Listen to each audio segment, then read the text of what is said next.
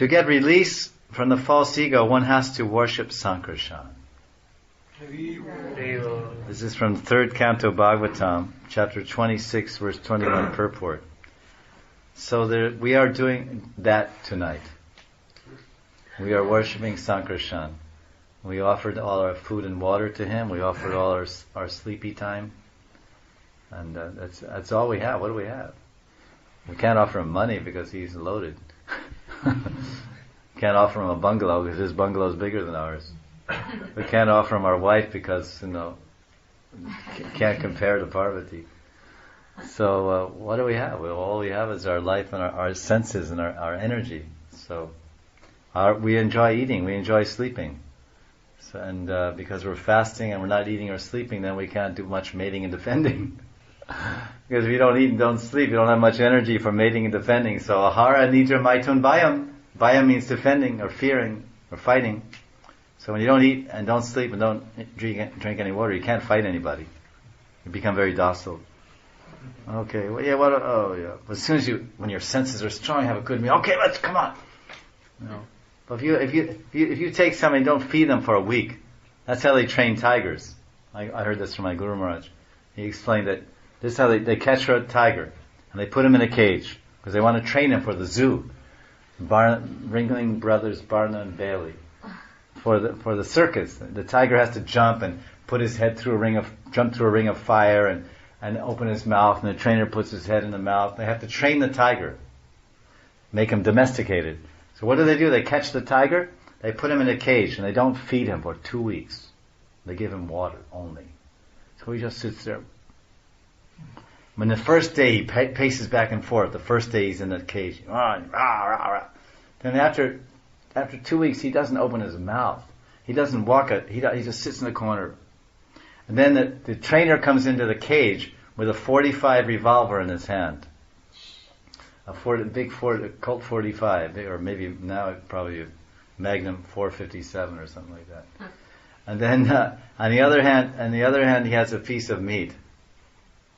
Or a whip or something. And then he shows it to the tiger and he says, and the tiger, oh, and then he has the whip actually, not the 457 is in the pocket in case he gets out of hand. But he has the whip and he says, here, you want this meat? And the tiger looks at it and he can't even roar, he can't even stand up, he just kind of looks at it and goes, opens his eye, oh yeah, it looks good, I'm hungry. And then he goes, Tom, and he hits him with the whip. And then he says, if you want this, and then he starts speaking to him. And he says, if you want this, you have to jump or whatever. So pretty soon he trains him. Oh, if I want to get some food, I have to jump. So pretty soon they got these tigers jumping through fire. You see in the circus, the tigers jump through a hoop of fire. There's a ring of fire. They jump through it. I saw one as a kid. So this is how they starve the guy. So the same thing. If you don't eat or don't eat or drink anything, you won't be able to do anything. So we're offering our whole existence. Our whole existence is based on eating, sleeping, mating, and defending. So for one night, we're offering our whole existence as an offering to Sankarshan. So this is, as Prabhupada said, we can get released from false ego by worshipping Sankarshan.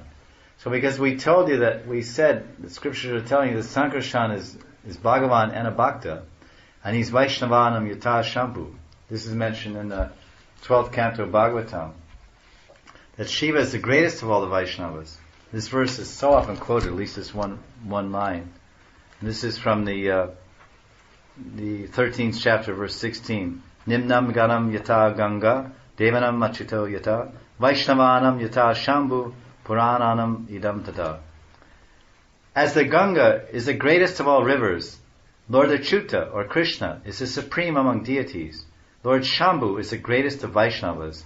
So, Srimad Bhagavatam is the greatest of all Puranas. So it's saying here, Vaishnavanam Yata Shambhu. He's the greatest Vaishnava. So one of the qualities of a Vaishnava is mercy. They're very merciful. They're very kind. Kripambudi. Ambudi means ocean. Kripa means mercy. It's told that the devotee is Kripa Shakti Murti. He is the form of energy, of the potency of mercy. Because God is busy with Lila. Lila Purushottam Sri Krishna. Damodar. He's having Lila. Holy Lila, Ras Lila, Jal Keli, Ban Bihar, just pastimes. All he's doing is enjoying. So he has no time to dispense mercy. He's not at the bank giving out 100 rupee notes. Just like the owner of State Bank doesn't stand there and give you 100 rupee notes. Or he's somewhere else. He may be in the Bahamas or whatever he is. So Krishna, giving out mercy, that's not his job.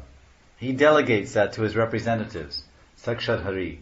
The representatives are the gurus, the acharyas, the mahajans, mahajanacharyas. So they are known as Kripa Shakti Murti. So the Vaishnava, his characteristic is he's very merciful. Right? That's the nature of Vaishnavas. Now, if you're the greatest Vaishnava, because it says that Shiva is the greatest Vaishnava, because he worships Lord Sankarshan, Lord Vishnu. Vishnu worshipping Vishnu. So this Sadashiva is worshipping Sankarshan. Shiva is worshipping Sankarshan, Anantashesh. So he's the greatest Vaishnava. Therefore, that means he must have the greatest mercy, Kripa. So that's 2 points. Now, another characteristic of Lord Shiva, particularly or specifically Lord Shiva, he has one name which you know quite well, is Ashu Tosh. He's easily Tosh.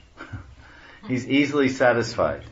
So now just imagine, you have someone who's really wealthy, he's really generous, and it's easy to please him. So naturally, everybody will be knocking on his door.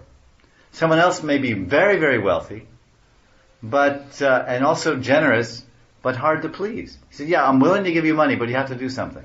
So you have to do this and that and this and that, meet all the criteria and meet all the demands, and then you get the money.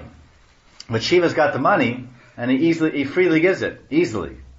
So what a perfect situation we have here, is that this is Shivratri, and it's very pleasing to Krishna when we honor his devotee, and just by doing this austerity, he will bless us with this great fortune that we can get free from false ego, which means false identity. And we can realize who we really are. That I'm not a Punjabi. I'm not an American. I'm a blissful, eternal spirit soul, eternal servant of Krishna. I have my own sarup, nitya sarup, nitya kalevaram, nitya deha, or siddhadeha, perfect spiritual form by which I will serve Krishna in the spiritual world, Paravyam, Vaikuntha. That will be realized in pure consciousness. As you can see your material body with a mirror, darpan, you can see your spiritual body with the mirror of consciousness. That's why Chaitanya Mahaprabhu, his first teaching, his first instruction, when he left instructions, he says, Cheto Darpana Marjanam. Cheto Darpana Marjanam Bhava Mahadavagni Navapanam. He says that this Cheto or Chit, consciousness must become marjan, must become purified. By what? By the process of chanting the mantra. This mantra is his mantra Oshadi. It purifies the consciousness. So when the consciousness is pure, then we can see ourselves, and we can see the super self. The self and the super self. The soul and the oversoul. The Atma and the Paramatma. So that's called self-realization. Self-realization means to see yourself. What does it mean to see yourself? Oh, I saw myself. Oh, I mean, you saw your body in the mirror. Yes. And you can see the condition. Well, the same way, when the consciousness is pure, you can see the spirit soul, the form.